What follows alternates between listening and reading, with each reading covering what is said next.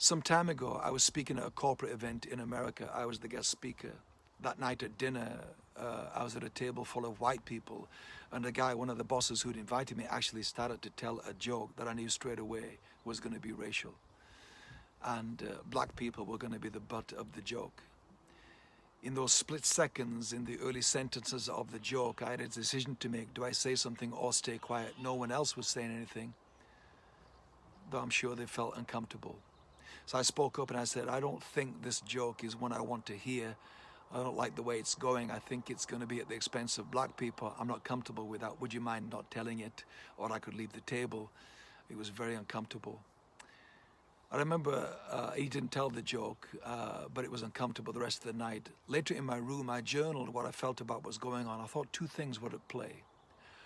One was what I would call white solidarity. The other was what I would call white social capital.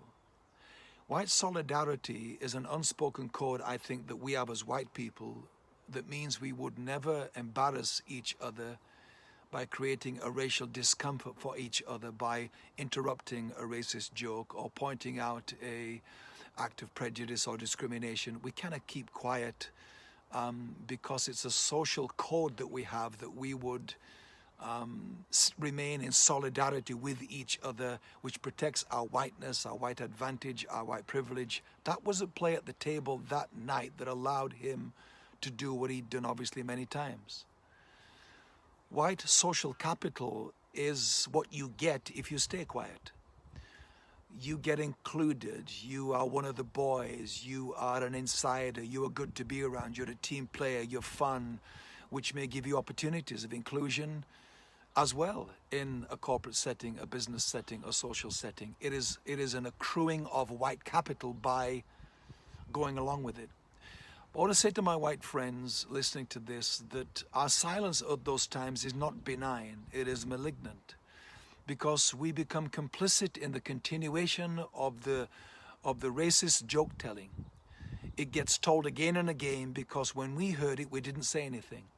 And as socially awkward as it is, and knowing you'll be penalized if you say something, I'm appealing to us, because millions of us every day have this opportunity to say something, to speak up, to stand up for people of color and black people.